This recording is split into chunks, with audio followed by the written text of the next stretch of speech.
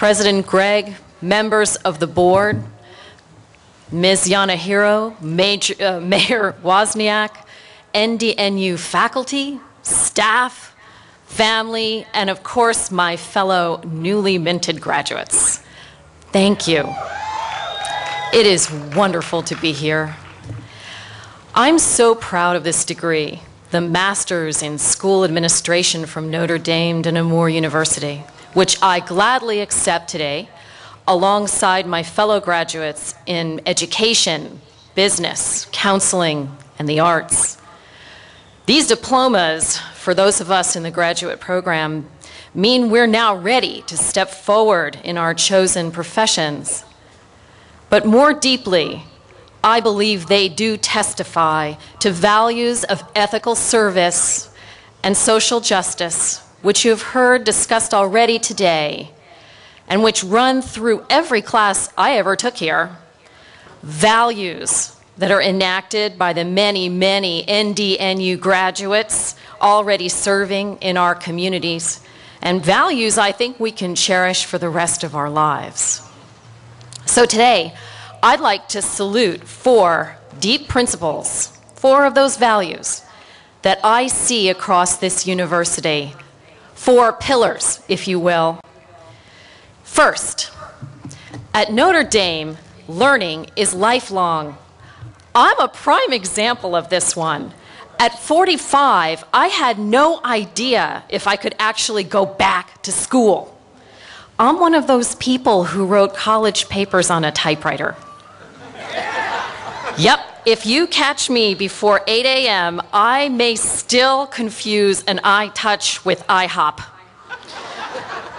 I may even ask you if the Photoshop is open yet. At Notre Dame, I met classmates of all ages from all over, and this is what I learned. We don't dwell here on what people can't do, but what they can, and they will. And when you stand behind them, that is way more than you'd ever expect. At Notre Dame, learning is lifelong. Second, at Notre Dame, learning's growth. All graduate coursework at NDNU includes up-to-date scholarship. And I confess, there are a lot of times it would have been really nice just to take a final exam and be done with it. That's not how it works here. Notre Dame insists that all students not only learn theories, but go out and test them in the field. In my case, this has meant school placements at a time when we expect as much as ever of schools, but resources are plummeting. It is not always easy. And this school's commitment to ethical service has only strengthened my own. As Martin Luther King put it, all labor that uplifts humanity has dignity and importance and should be undertaken with painstaking excellence. We can all feel proud that those values are alive and well at this university. Third, at Notre Dame, learning's about community. Over the years, I have often arrived here as the morning mists were clearing and our resident deer were having breakfast out on Ralston Lawn. In this peaceable kingdom, people have a way of joining together across so many stages and walks of life.